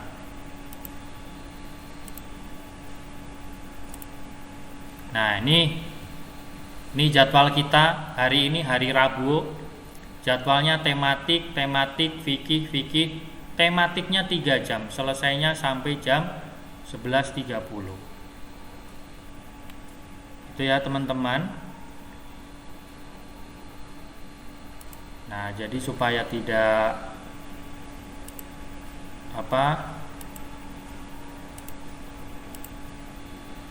tidak timbul pertanyaan yang berulang-ulang. Ya, masih 30 menit lagi. Tadi di awal Mister sudah sampaikan, hari Selasa dan hari Rabu jadwal tematik cukup banyak. Nah, kalau Mister putar lagi jadwalnya, Mister atur lagi, nanti akan berbenturan dengan Bapak Ibu guru subjek yang lain. Kalau Mister jadwalnya bebas di hari apa saja, tapi Bapak Ibu guru subjek yang lain kan punya tugas mengajar juga di kelas lain. Nah, jadi mau nggak mau kita harus terima. Ya, silahkan, ada yang mau ditanyakan? Jadwal tetap apa jadwal sementara? Ya, makanya Mister belum tempel di Google Site, takutnya masih ada perubahan. Nanti seminggu ini kalau tidak ada perubahan, baru akan Mister taruh di Google Site, supaya jadi patokan untuk kita bersama. Makanya tadi di awal Mister sampaikan jangan bosan. Bahkan sekarang kelas 1 pun itu sampai jam setengah 12. Dulunya sampai jam 11. Ya. Kita sampai jam 11 itu kalau hanya di hari Jumat saja. Di hari Jumat saja ya. Oke. Paling Mister nggak sampai jam setengah 12 juga, paling jam 11.15 apa 11.20 Mister sudah selesai, karena harus ada rapat yang harus Mister ikuti. Oke, kita lanjutkan ya. Masih di halaman 62. Yang masih sibuk di kolom komentar, Mister harap untuk stop dulu.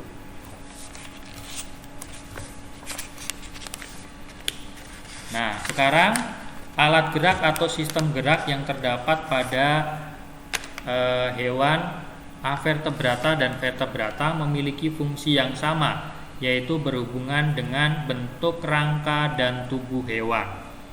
Walaupun hewan tersebut berpindah tempat dengan cara yang berbeda satu sama lain. Nah, alat gerak hewan vertebrata dan avertebrata ada yang memiliki persamaan seperti kaki, sayap, dan otot perut. Tapi ada pula yang tidak sama seperti sirip, tentakel, bulu cambuk, dan lain-lain. Contoh hewan avertebrata yang bergerak dengan menggunakan kaki adalah kaki seribu. Nah, ini masih aja di kolom komentar. Bisa di stop dulu. Nanti kalau nggak paham, itu tanggung jawab dirimu sendiri loh ya. Oke, contoh hewan avertebrata yang bergerak dengan menggunakan kaki adalah kaki seribu, kalajengking atau scorpio, kemudian semut, laba-laba, kecoa, belalang, kepiting.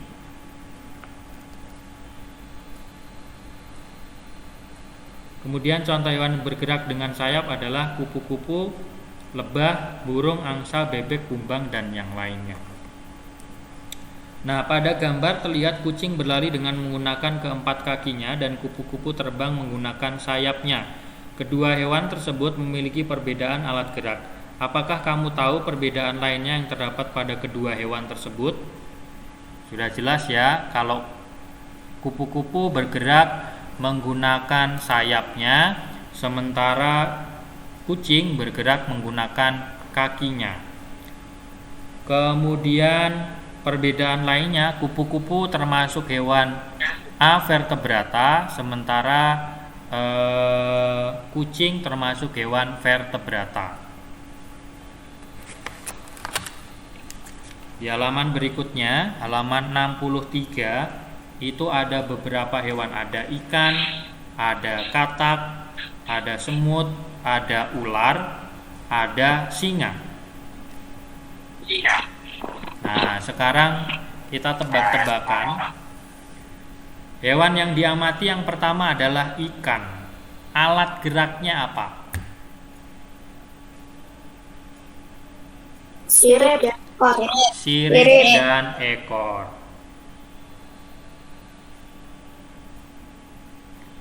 Sirip dan ekor.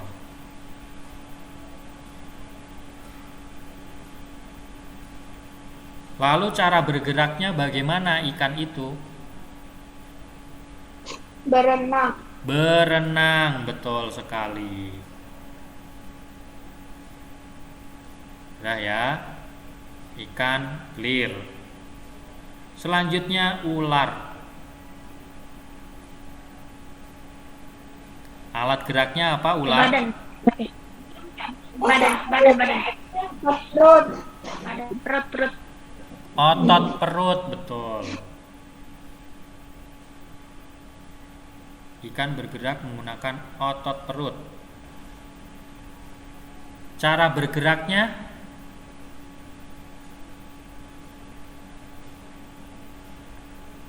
Ke kanan kiri ke kanan. cara bergerak apa nih? Kalau dibahasakan apa nih begini? Bergelombang ya? Merayap. Iya, bergelombang. Bergelombang. Kalau merayap kan kayak komodo, kadal, itu merayap. Pengayuh siripnya. Ular, kita sudah sampai ke ular.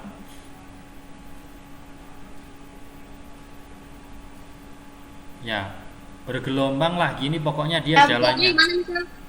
Kenapa? Cara bergeraknya gimana? Kalau ular bergelombang begini, bergelombang dia.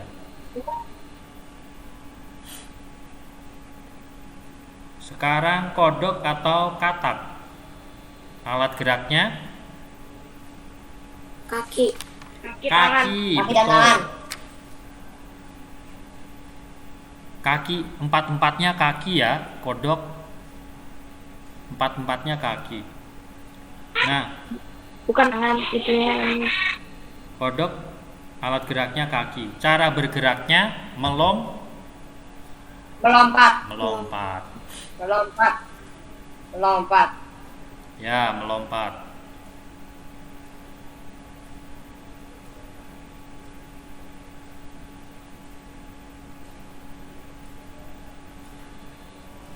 Semut alat geraknya Kaki. kaki. Semut alat geraknya kaki. Cara bergeraknya Jalan. Merayap. ya, Merayap. bisa merayap, berjalan. Kalau singa, Mister rasa kalian semua sudah paham. Kaki. Ya, alat geraknya kaki, cara bergeraknya berjalan. Berjalan dan berlari. Ya, betul.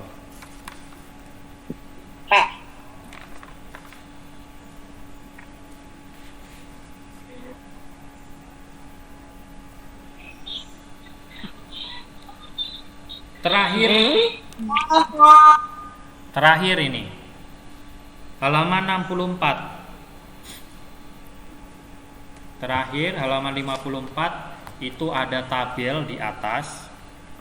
Sebelum mengisi itu Mister tanya, di rumah punya hewan peliharaan? Punya, Mister. Ada. Punya. Nah, yang nggak ada ya punya tetangga lah, nggak apa-apa. Yang nggak ada punya. Oke. Ya, yang nggak ada punya tetangga. Mister, punya. Oke, sekarang coba tuliskan nama hewan yang ada di sekitarmu. Yang punya kucing, tulis kucing. Bawang. Yang punya burung, tulis burung. Yang punya kura-kura, tulis kura-kura. Yang punya apa ya? Sama tikus. Hamster boleh. Yang punya Tikus boleh. tikus. Ya, tikus nggak apa-apa deh. Tikus boleh tulis. Itu Tikus ada di memang sekitar ada. kita. Gimana, Mister? Kenapa? Tulisnya di mana? Tulisnya di halaman 64 nih yang atas tuh. Yang ini. Nah, tulis hewan yang ada di sekitar kalian. Nama hewannya dulu. Nyamuk. Oke, nyamuk, nggak apa-apa. Nah, terus kalau sudah ditulis dapat 5 hewan, kita tentukan hewan yang kita tulis tadi itu termasuk vertebrata atau unvertebrata. Misalnya, tadi nulis kucing, berarti termasuk vertebrata. Terus tadi ada yang nulis nyamuk, berarti avertebrata. Kalau kura-kura apa, Mister? Kura-kura, vertebrata kura-kura. Kalau ayam, Mister? Ayam vertebrata. Mister, nyamuk apa tuh, Mister? Avertebrata. Semut termasuk avertebrata. Mungkin ada yang miara tarantula.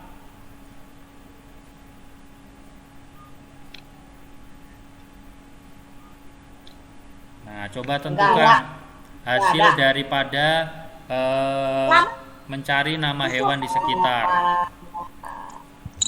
Kelabang apa, Mister? Kelabang. Kelabang avertebrata ya, dia nggak punya tulang belakang.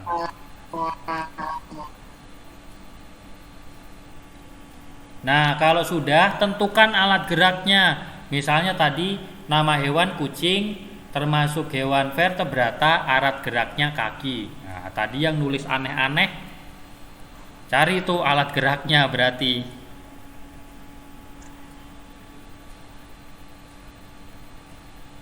Semut apa, Mister? Semut tadi udah, alat geraknya apa semut? Bukan. Vertebrata atau Semut. Tadi termasuk hewan apa semut? Vertebrata. Ya. Vertebrata.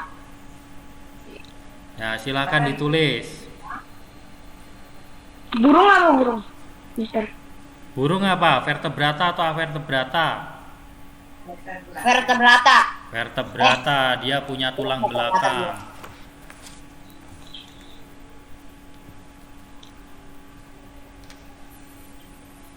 Mungkin ada yang miara iguana. Iguana itu juga termasuk vertebrata.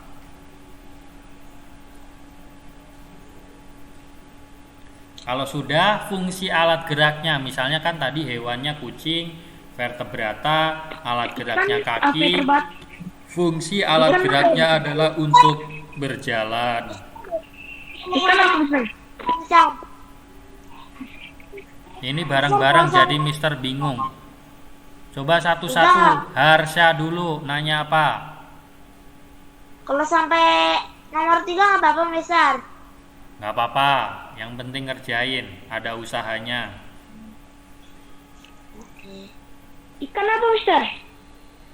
Kenapa Gio? Ikan apa? Ikan vertebrata, dia punya tulang belakang. Vertebrata dia.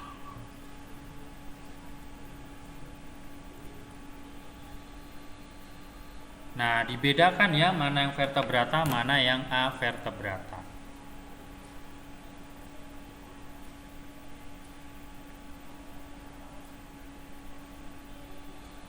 Sudah? Sama fungsi alat geraknya. Kalau kaki ya untuk berjalan. Kalau yang alat geraknya sayap ya untuk berenang. Sayap kok berenang? Gimana sih Mister? Sayap ya untuk terbang.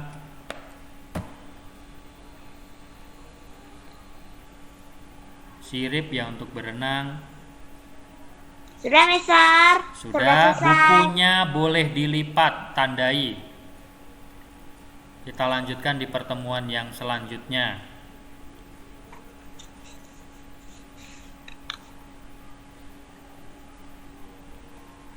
Oke. Dah. Oke, baik. Kalau sudah, bukunya dilipat, ditandai, dirapikan. Nah, untuk hari ini Mister rasa cukup. Karena Mister jam setengah 12 juga sudah harus rapat. Kemudian kita sampai di penghujung pertemuan. Bagi teman-teman yang belum isi absen, setelah ini boleh isi absennya. Kemudian diperhatikan kembali untuk jadwalnya besok dan selanjutnya. Jadi tidak harus nunggu, tidak harus Mister infokan di grup. Kalian sudah harus kooperatif sendiri, nyari sendiri Bapak Ibu gurunya di jam tersebut.